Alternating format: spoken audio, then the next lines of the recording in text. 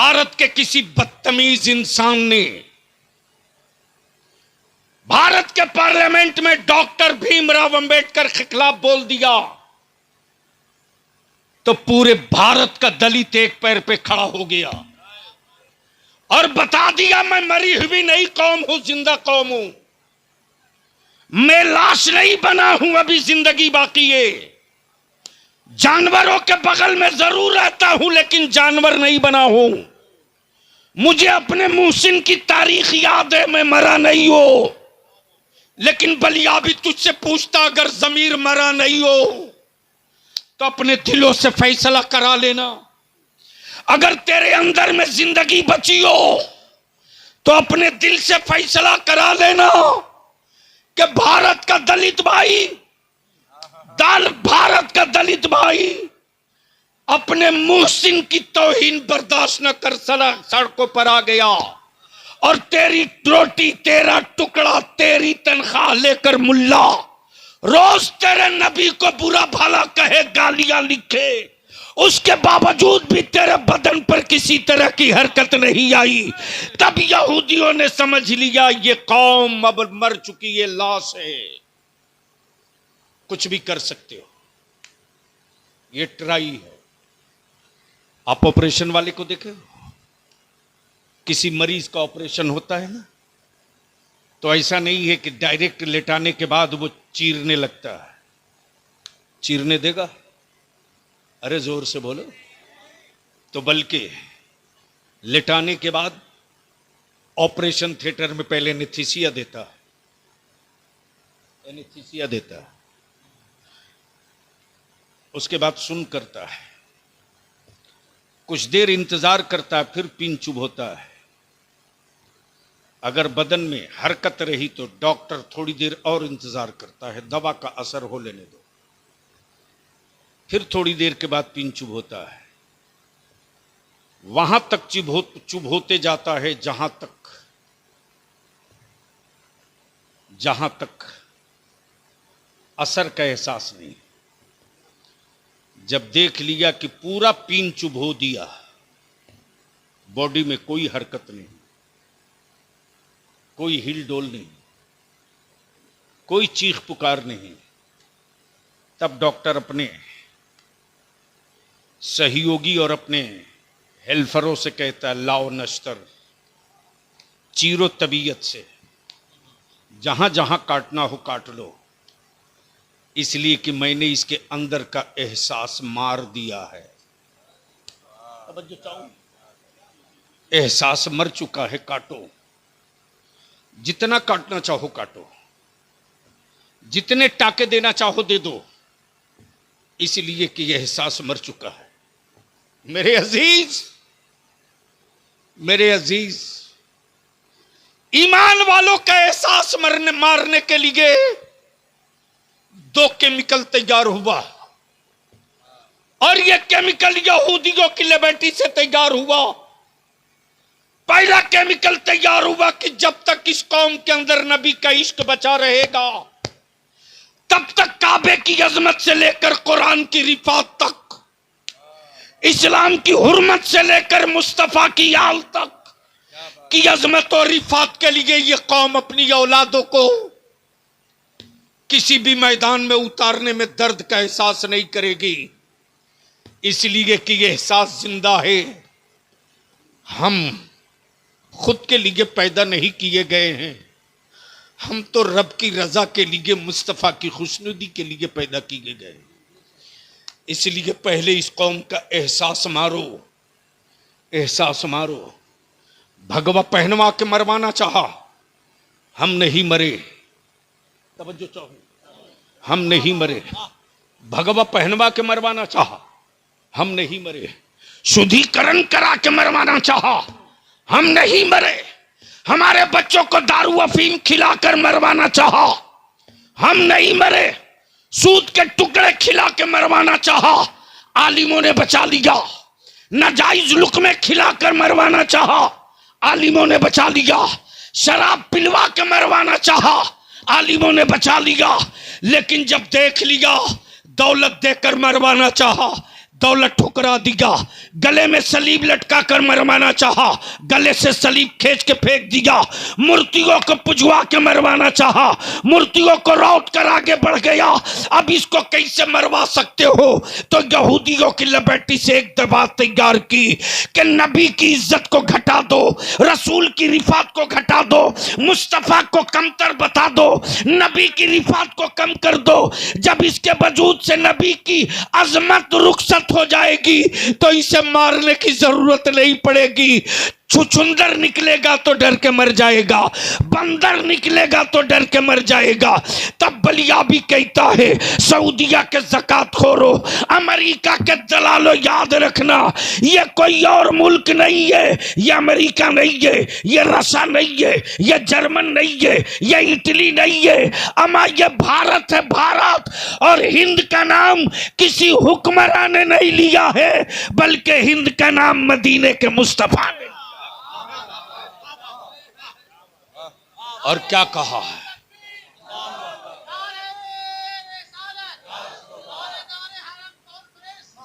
और क्या कहा है? क्या कहा है? तेरे बलियावी ने खम ठोक करके डेली कहता, डेली, इसलिए कि मौत से उसको डराया जाता है जिसे अगले जन्म में कुत्ता बिल्ली बनने का डर हो। काश ये गुफ्तगू कहीं और मैं किया होता। अरे जिंदा हो तो बोल दो, अगर डरते नहीं हो तो बोलो, बोलो। तवज्जो चाहूं उलमाए कराम की। मौत से उसे डराया जा सकता है जिसे कुत्ता बिल्ली बनने का डर हो। हम कुत्ता बिल्ली बनने वाले नहीं हैं। हमारी तो रूह की आखिरी तमन्ना है कि या रसूल अल्लाह, जब तक जिंदा रहें आप पर सलाम पढ़ें, और जब कब्र में खानदान वाले लिटाकर चल दें और कौनैन के आका के जलवा गरी हो और फरिश्ते पूछे मन रब्बो का मां दीनों का, उस वक्त मैं सिर्फ इतने ही कहूं, फरिश्तों मेरा हिसाब बाद में ले लेना। बिन देखे जिन्हें पूरी जिंदगी सलाम पढ़ा है वो जलवे ज़ेबा सामने है, पहले मुझे जी भर के सलाम पढ़ लेना। हैरत है, हैरत है। बस एक आखिरी बात पूछो, ये बच्चे हाफिज कुरान बन गए, रजहत वालों बताओ तुझे तकलीफ है कि खुशी? कितनों को खुशी है? जरा हाथ उठाओ। उठाओगे तब समझ में बात आएगी। अरे इतनी ठंडी हवा नहीं है कि तुम्हारा हाथ छोटा हो जाएगा। उठा दोनों हाथ ताकत लगा के। स्टेज वालों को कोई तकलीफ तो नहीं है? हाँ अल्हम्दुलिल्लाह।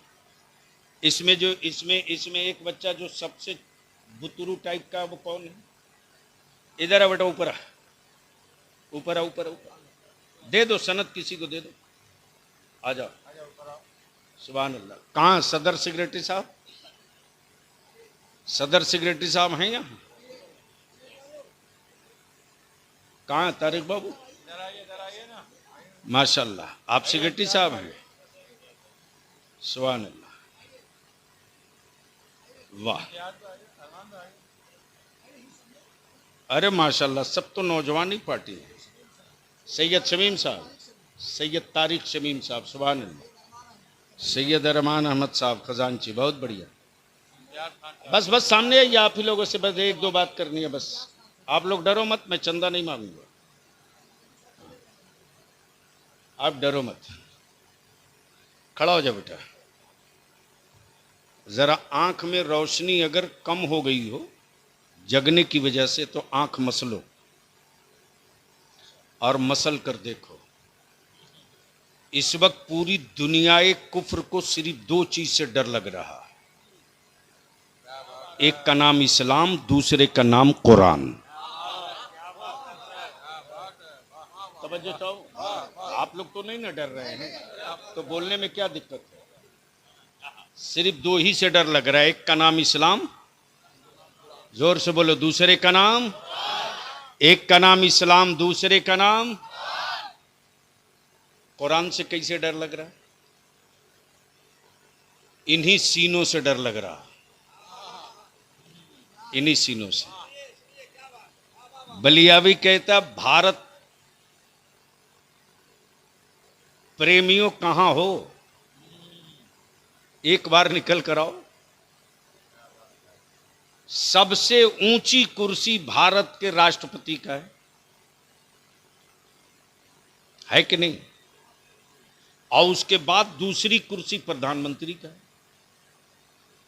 लेकिन न द्रौपदी मुर्मू को पूरा भारत का संविधान याद है, न नरेंद्र मोदी को पूरा भारत का संविधान याद है।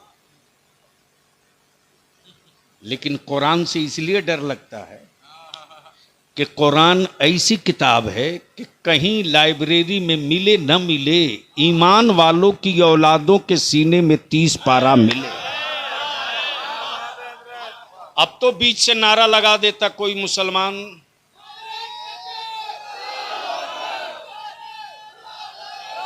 जा बेटा। अब ये हमारे नौजवान सिगरेटी साहब, सदर साहब, खाजिन साहब, एक काम आप लोग कर दो। हाफिज साहब, ये कम उम्र के जो हमारे बच्चे हैं ना,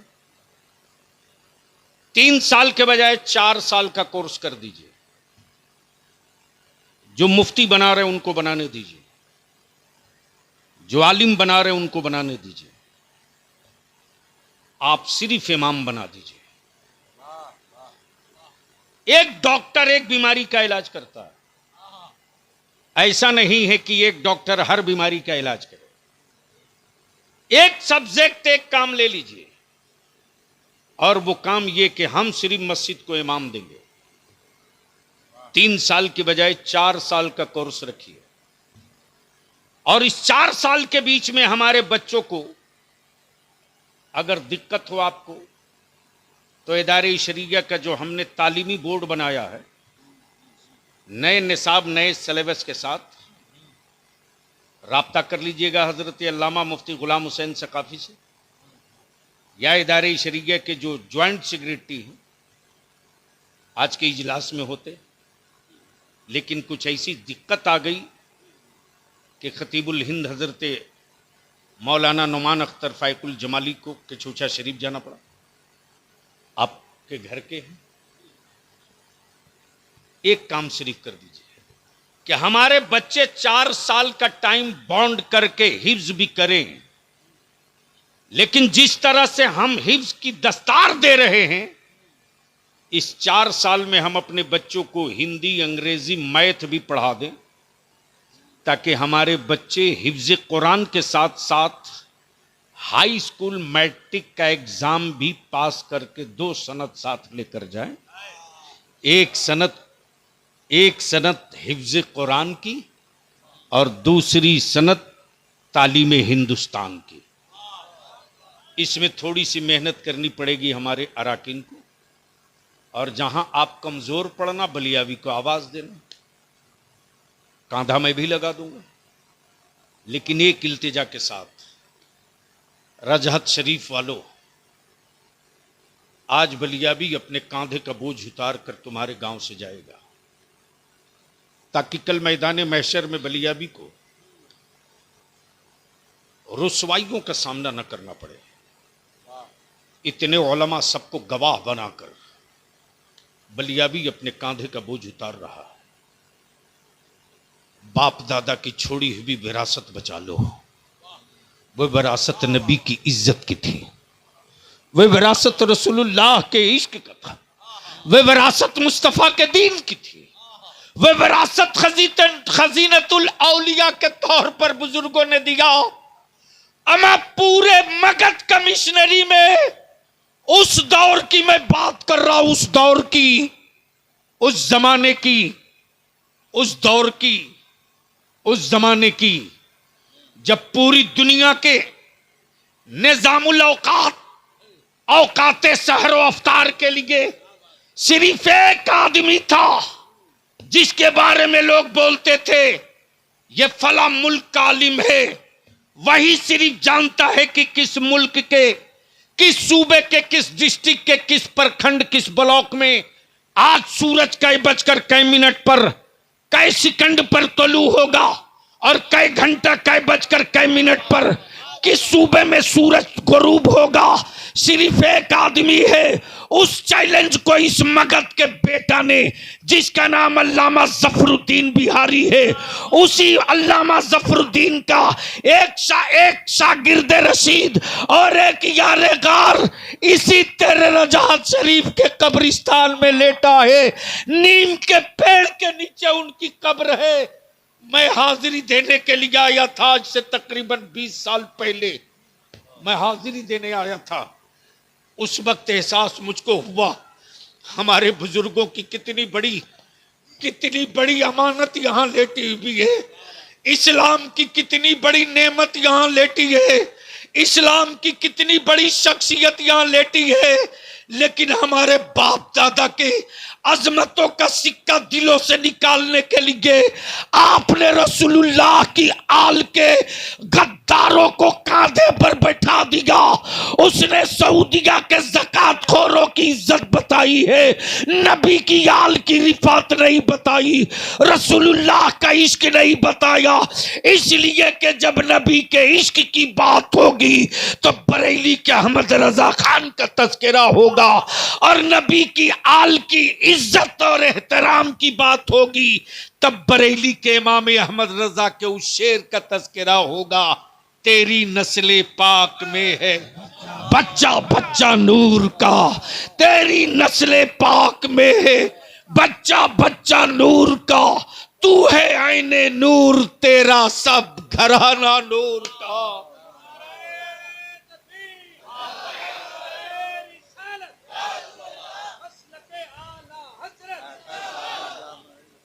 लेकिन यहां रुक करके इस कड़वी बात को मैं कहूंगा, जो किताब हिकमत वाली किताब थी, मौलाना जमाल अख्तर साहब, जो किताब हिकमत वाली किताब थी, उस किताब को मुसलमानों ने कुरान खानी वाली किताब बना दिया।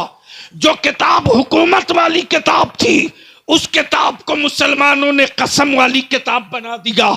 जो किताब इंसाफ वाली किताब थी, उस किताब को मुसलमानों ने तोहफे वाली किताब बना दिया। लौट जाओ पीछे की तरफ, पलटो पीछे की तरफ, तुम पीछे पलटोगे याद रखना शेर उसी वक्त छलांग मारता है जब चंद कदम पीछे चलता है। आज पूरी हुकूमत परेशान है इदारे शरिया की तहरीक बेदारी से, इसलिए परेशान है कि बलियाबी कंप्यूटर की बात क्यों नहीं करता, बलियाबी साइंस की बात क्यों नहीं करता, बलियाबी सत्ता की बात क्यों नहीं करता, बलियाबी बद्र की बात क्यों करता, बलियाबी ओहद की बात क्यों करता, बलियाबी तुबक की बात क्यों करता, बलियाबी खैबर की बात क्यों करता, बलियाबी करबला की बात क्यों करता, बलियाबी अब्बास की बात क्यों करता, बलियाबी हसनैन की बात क्यों करता, बलियाबी अली असगर की बात क्यों करता, बलियाबी सैयदा ज़ैनब की बात क्यों करता? इसलिए कि उसे मालूम है कि शेर हमला करने से पहले चंद कदम पीछे हटता है। जिस दिन ईमान वालों के बेटे पीछे हटकर अपने बाप दादा की तारीख की तरफ पलट गए, उस दिन कुफ्र को मालूम है अंजाम क्या होगा, नतीजा क्या होगा। इसलिए कि मौत से उसे डर लगता है जिसे कुत्ता बिल्ली बनने का डर होता है। लेकिन कमाल है, हक है साहब, याद रखना मुसलमानों, ये कुरान शरीफ किताब नहीं है, कुरान शरीफ किताब नहीं है, कुरान शरीफ जोर से बोलो, जोर से बोलो, तो यह है क्या?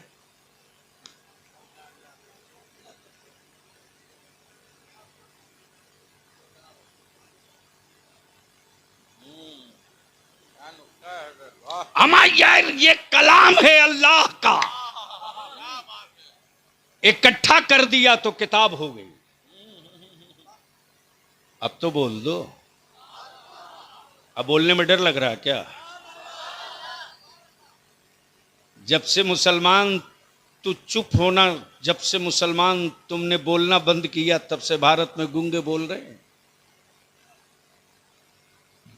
जो कभी नहीं बोलते थे अब वो खूब बोल रहे हैं, इसलिए कि उनको मालूम है कि इनके अंदर का एहसास मर चुका है, और एहसास जिंदा करने के लिए तुझको मेडिसिन की जरूरत नहीं है, इश्क़ अहले बैत की जरूरत है। कमाल है। बस आखिरी हिस्सा गुफ्तगू का, क्या हो गया? अरे बेटे या तो बैठ जाओ, जगह नहीं है तो इधर आ जाओ। हाँ, वो कहीं से सोया हुआ था, उठ के चला आया। मुसलमान और टोपी भी नहीं लगाएगा और बोलेगा इस्लाम बचाएंगे।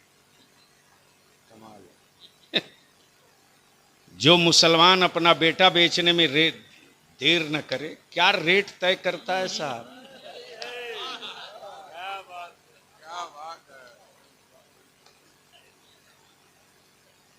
ये बात थोड़ी लगेगी, लगी तो लगे, लेकिन हलक में जब तक सांस रहेगी लड़ते रहूंगा। और हम लोगों ने तो तय कर लिया है कि हुकूमत से भी लड़ना है, मुसलमानों से भी लड़ना है। ओए मुसलमान, तुझको किसी हुकूमत के टुकड़े की जरूरत नहीं है, तू सिर्फ अपना खर्च बचा ले, सिर्फ खर्च बचा ले। जिस दिन मुसलमान तू अपना खर्च बचाकर तालीम की तरफ लौट जाएगा ना, क्या खूबसूरत खिताब किया मेरी जमात का वो नायाब हीरा हजरत अल्लामा मौलाना डॉक्टर मुसव्विर रजा ने। इसके बाद भी अगर आंख न खुले तो मरो, चीखते क्यों हो? जंगल का रहने वाला आदिवासी जान गया अपनी हैसियत। भारत का अति पिछड़ा पिछड़ा भाई समझ गया अपनी हैसियत।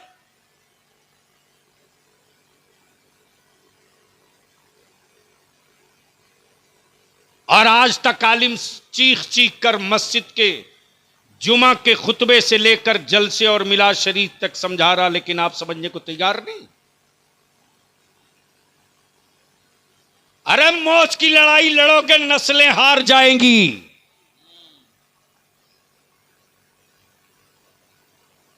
बंद करो, मौज की लड़ाई लड़ना बंद करो। अपनी औलादों के सर बचाने की जंग लड़ो। अफसोस है, जिसको देखिए वही भाषण दिए जा रहा। लेकिन क्या रजहत में या मुसलमानों के किसी भी आबादी या गांव में 20 मुसलमान सर जोड़कर एक साथ बैठने को तैयार है? बोलो। नहीं तो कुटाइए।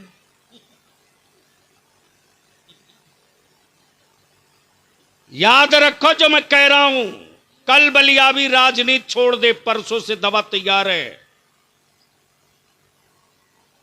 औकात में इसलिए बोलोगे, मालूम है कि ईंट का जवाब फूल से नहीं मिलेगा। लेकिन जिसको देखिए भाषण दिए जा रहा। जो कौम एक अल्लाह से डरने वाली है, उस कौम को छुछुंदर से, बंदर से, बिल्ली से, बिच्छू से रोज डरा रहे। भले अभी कहता कल के टूबरो, बिच्छू से उसे डराना जिनके यहां बिच्छुओं की फितरत बदलने वाला वली न हो। समझ सकते हो तो बोल दो, अरे जोर से बोल दो। इसी संभल में क्या गजब की दवा दिया है मेरे गरीब नवाज ने साहब। मैंने सिर्फ हल्का सा टच किया, हल्का सा 25 दिन पहले हल्का सा टच किया है, तो सफाई देते देते साहब बहादुर की हालत खराब है। सिर्फ चादर से काम नहीं चलेगा, लेटर जारी कर। सिर्फ चादर से मसले का हल नहीं, लेटर जारी कर। अगर भेजा शरीफ में बात आ रही हो तो बोलिएगा।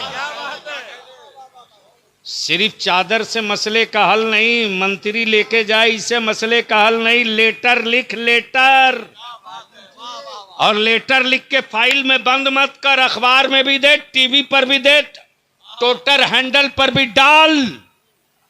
ये पहली वार्निंग है। सफाई दिए जा रहे हैं, सफाई दिए जा रहे हैं। अब इन बुजुर्गों की अजमत को घटाने के लिए जिन मौलवियों को रोज बिरयानी और निहारी खिला रहे हो,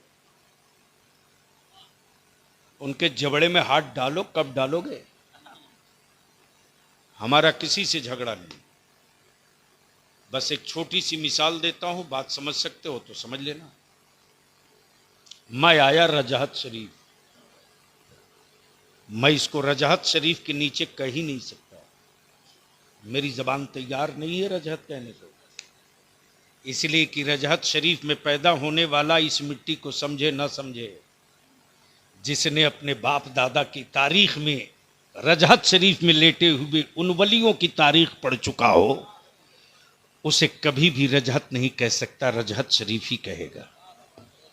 जोर से बोल दो, ओए जोर से बोलो, और चारों तरफ रजहत शरीफ लिख दो। और जो मौलवी बोले कि शरीफ तो सिर्फ दो ही है, काबा शरीफ, कुरान शरीफ, तो उनसे साफ कहना, तुम जैसा बदतमीज शरीफों की आबादी में कैसे बाहर जा। ये शरीफों की मिट्टी है, शरीफ रहेगा। मैं हाजिर हुआ रजहत शरीफ। ये हमारे सदर साहब और सेक्रेटरी साहब, क्या नाम है सेक्रेटरी साहब? सैयद रौनक आलम साहब। जैसे ही पहुंचा रजहत शरीफ में, वैसे ही देखा 2 ड्राम रखा हुआ है, 2 ड्राम, बड़ा बड़ा ड्राम समझते हैं? अरे बोलिए ना भाई। यानी जिन बसों पर बाल्टी और ड्राम लदा हुआ देख लीजिए, समझ लीजिए कि वो ये बस नवादा बिहार शरीफ तक जाएगी। उम्दा तहकीक क्या, रोज तो रोड ही पर आना है। मैं इसी रजौली में एक मरतबा रात को तकरीबन 2:30 पौने 3 बजे देखा लंबी लाइन लगी है। तो भारत में तो वर्दी दिया ही गया है माल की उगाही के लिए। हाँ, अंग्रेजों के जमाने में 3 रुपया तनख्वाह थी। 3 रुपया, कितना? 3 रुपया। और हुकूमत अंग्रेजों की थी, तो सिपाही जितने थे सब हड़ताल पे चले गए, बोले 3 रुपये में बाल बच्चों की परवरिश नहीं होती है, तनख्वाह बढ़ाओ।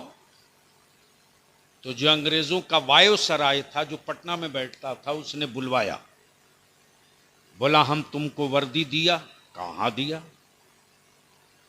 तो पहले के जो सिपाही मिलेंगे तो उनको गरम कोट भी मिलती थी, और गरम कपड़े की ऊनी पट्टी मिलती थी पैर में लपेटने, और जूता भी मिलता था। तो वायसराय बोला हम तुझको पट्टी दिया? बोला हाँ। तुझको गर्मी में वर्दी दिया? कहा हाँ। कहा जाड़े के दिनों में तुझको कोट दिया? कहा हाँ। बोला कि तुझको डंडा दिया? कहा हाँ। राइफल और बंदूक दिया? कहा हाँ। बोला जब डंडा दे दिया, राइफल दे दिया, वर्दी दे दिया, तो हम तुझको रोके थोड़े ही हैं।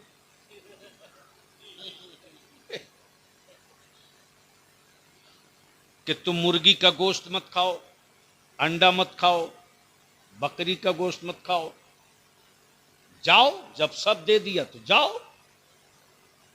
तब सिपाहियों ने समझा, अरे यार 3 रुपया तनख्वाह, बाकी हद लाइसेंस तो दे ही दिया है। तो देखा लंबा जाम। मैं पूछा किस बात का जाम है भाई? मालूम हुआ साहब लोग रोड पर खड़े। मैंने कहा साइड से गाड़ी निकालो। तो उस जमाने में मैं चेयरमैन था, तो लाल बत्ती थी, तो जब लाल लाइट जलते हुए देखा तब जल्दी जल्दी साइड हुआ। मैंने शीशा खोल के कहा कि कुछ तो बिहार की इज्जत रहने दो। तो उसमें एक पहचान गया, बोला सर ये सिर्फ कागज पेपर चेक करो। मैंने कहा छोड़ो, जो करना हो करो, हमको निकलने दो।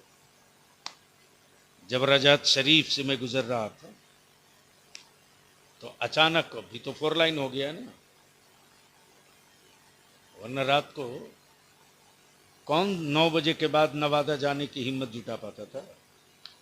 अब तो बासुडी होकर के रात को 2 बजे भी चले जाइए गिरिडीह, कोई पूछने वाला नहीं। सही बोल रहा हूँ कि गलत बोल रहा हूँ? चूंकि मैं हमेशा आते जाते रहता हूँ, अब तो गिरिडीह जाने के लिए इधर ही से रुकता हूँ। तो बस आखिरी हिस्सा सुन लो गुफ्तगू का। जैसे ही हाजिर हुआ तो देखा कि 2 ड्राम है और दोनों ड्राम में लिखा हुआ है, दूध है, शहद है, पिस्ता है, बादाम है, अखरोट है, काजू है, किशमिश है, शक्कर है, सारा ड्राई फ्रूट है। और नीचे में लिखा हुआ है 2 कतरा पेशाब भी है। तशरीफ लाइए, बगैर गिनती के जितना पी सकते हो पी लीजिए। ईमान से बोलो, कोई पिएगा? अरे बोलो ना, जोर से बोलो ना, डरते क्यों? पीछे वाले बोलो, पिएगा? क्यों नहीं पिएगा? 100 लीटर दूध में 1 ही बूंद तो पेशाब है।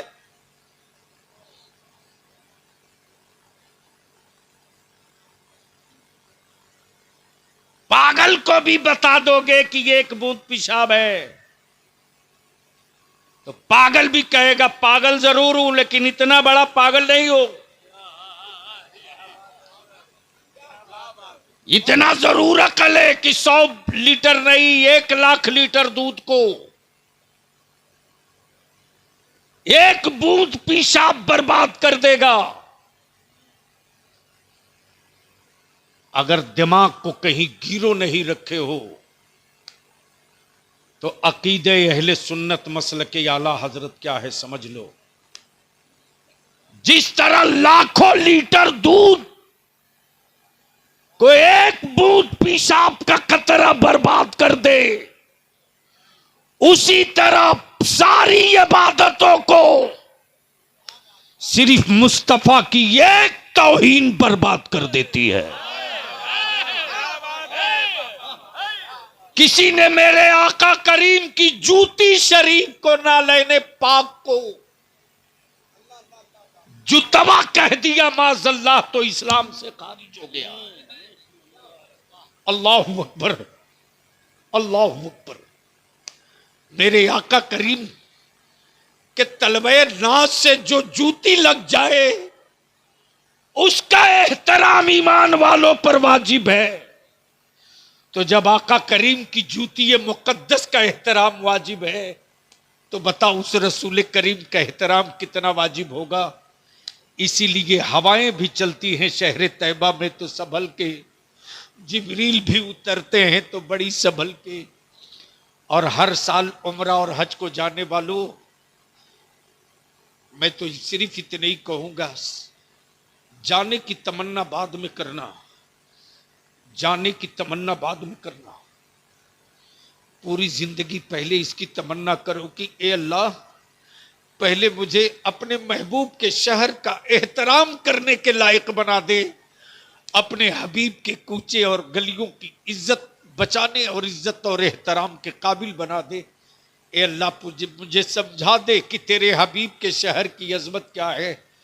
बलिया भी कहता है, मेरे अजीज, मेरे अजीज, अल्लाह सारी कायनात का मालिक है, जमीन व आसमान का खालिक व मालिक है, लेकिन मेरा अल्लाह पूरी जमीन की कसम नहीं फरमाता, सारे आसमान की कसम नहीं फरमाता, चांदो सूरज की कसम नहीं फरमाता, जन्नत और हूरों की कसम नहीं फरमाता, बल्कि मेरा रब अगर कसम फरमाया है तो अपने महबूब का उस शहर की कसम फरमाया है जिस शहर में हबीब का कदमे नाज पड़ा है।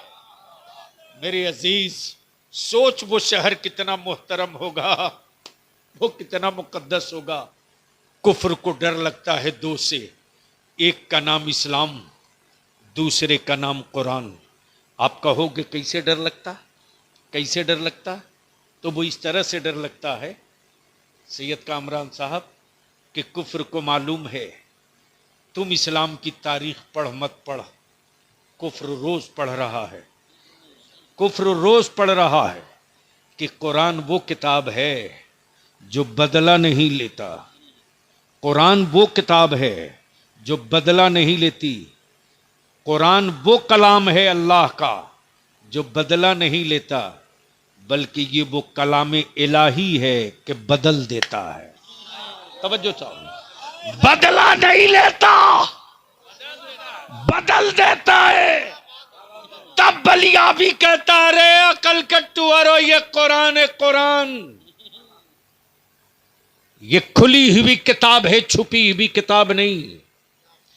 ये बिरादरी विशेष के लिए किताब नहीं, पूरी इंसानियत के लिए किताब है। ये वो किताब नहीं कि फला जाति के लोग पढ़ेंगे, फला जाति के नहीं पढ़ेंगे।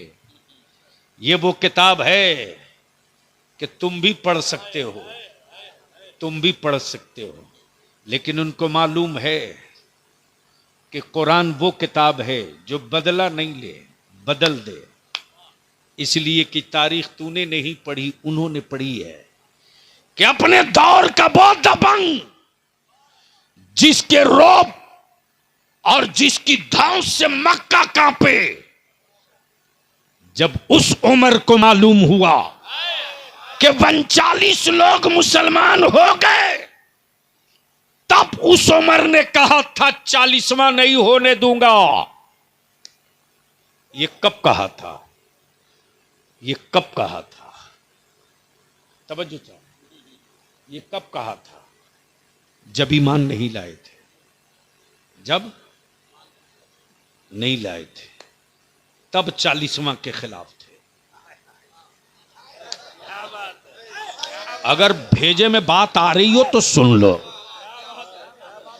तब 40वां के खिलाफ थे।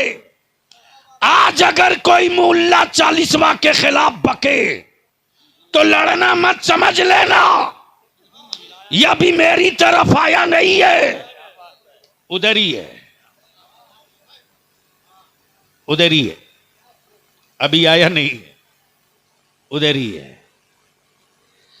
अरे मर्जी तेरा बाप है यार, तू फातिया पढ़ मत पढ़, तू जान, तेरा बाप जाने। लेकिन मेरा बाप बाप है, मेरी मां मां है, मेरा दादा दादा है, मेरा खानदान खानदान है।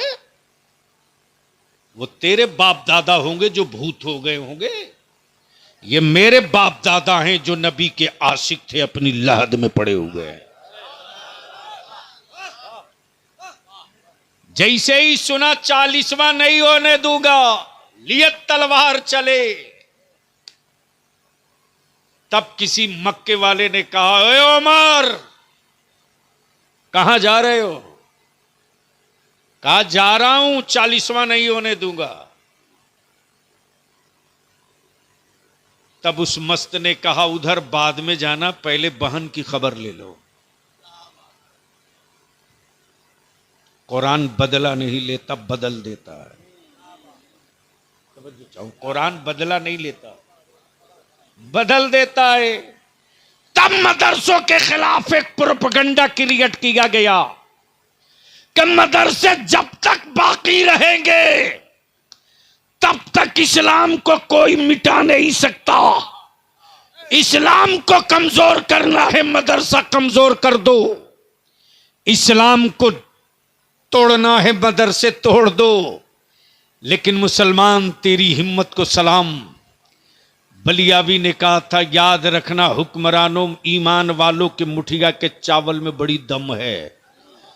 तुम हुकूमत के खजानों से करोड़ों नहीं पाल सके, मुसलमान मुठिया के चावल से करोड़ों को रोज पाल रहा है।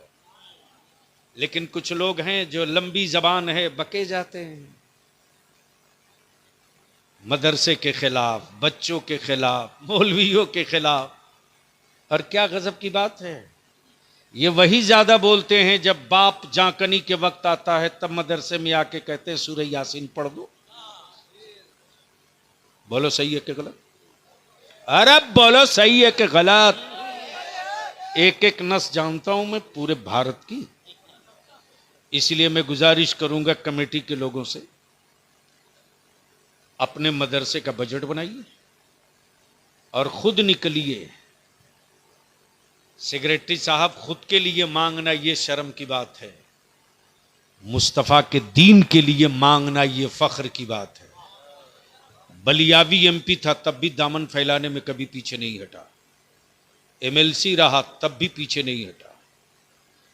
उस डिपार्टमेंट का चेयरमैन था जिसके पास 37 डिपार्टमेंट थे। चाहता तो हर शहर में बिल्डिंग जमीन होती, लेकिन किसी अधिकारी या डीएम या कल्याण पदाधिकारी की औकात नहीं थी कि बलियावी की गाड़ी के सामने दिख जाए। बलियावी के कलम के मारे हुए ढेर अफसर आज भी सेंटिंग में पड़े हुए हैं, इसलिए कि जब खुद के लिए जियोगे तो मारे जाओगे, मुस्तफ़ा के दीन के लिए मरोगे तो मरने के बाद भी जिंदा रखे जाओगे। इसलिए मैं इल्तिजा करूंगा, आखिरी हिस्सा गुफ्तगू का अगर हो सके तो सुन लीजिए। जैसे ही सैयदना फारूक आजम तमाए हुए अपनी बहन के दरवाजे पहुंचे तो देख रहे हैं कि बहन कुरान पढ़ रही है। जोर से, जोर से, ओए जोर से। जैसे ही उमर तलवार लेकर दाखिल हुए, बहन फरमाती है, उमर ठहर जाओ, खबरदार आगे मत बढ़ना, आगे मत बढ़ना, आगे मत बढ़ना। सैयदना फारूक आजम फरमाते, ए बहन, अभी जो तू पढ़ रही थी ना, एक बार और पढ़ दे, एक बार और पढ़ दे, एक बार और पढ़ दे। बहन ने फिर कुरान की आयत पढ़ी। फारूक आजम फरमाते, बहन जी नहीं भरा, एक बार और पढ़, एक बार और पढ़। तलवार जमीन पर रख दी और रखकर फरमाते हैं, ए मेरी बहन, तू पढ़ते रहा, तू पढ़ते रहा। ऐसा कलाम तो मैंने कभी सुना नहीं, तू पढ़ते रहा, तू पढ़ते रहा। जैसे ही बहन कुरान पढ़ते रही, ये सुनते रहे। उसके बाद फारूक आजम उठे और चले मेरे आका करीम की तरफ, चले आका करीम की तरफ। सैयदना अबू बकर सिद्दीक फरमाते, या रसूल अल्लाह अलैका सलाम, मेरी जान आप पर कुर्बान। बलियावी कहता है, अकल के टुअरो, होश में आओ, होश में। सहाबा ने यह नहीं कहा मेरी दौलत कुर्बान, बल्कि सहाबा का इश्क रसूल ये कि या रसूल अल्लाह, मेरी जान आप पर कुर्बान, मेरे माँ बाप आप पर कुर्बान, मेरे बाल बच्चे आप पर कुर्बान, मेरी जिंदगी की हर सांस आप पर कुर्बान। गोया रब ने ऐसा महबूब बनाया है कि दुनिया की हर शय महबूब पर कुर्बान कर दी जाए, फिर भी इश्क का हक अदा ना हो, फिर भी महबूब का हक अदा ना हो। हज़रत सैयदना अबू बकर सिद्दीक अर्ज करते, या रसूल अल्लाह, उमर के हाथ में तलवार है। आकाए रहमत फरमाते, अबू बकर घबराओ मत, आने दो, उमर को आने दो, आज ही का तो इंतजार था, आने दो, आने दो। बलियावी कहता, अकल के टुवरे, जमीर बेचा नहीं है किसी हुक्मरां के सामने, तो लगा फतवा डॉक्टर इकबाल पर। डॉक्टर इकबाल ने यही तो कहा है, उमर कुएं नबी गए, नजर सुए उमर गई, उमर कुएं नबी गए, नजर सुए उमर गई, निगाह मुस्तफा जो पड़ी जिंदगी संवर गई। निगाह मुस्तफा जो पड़ी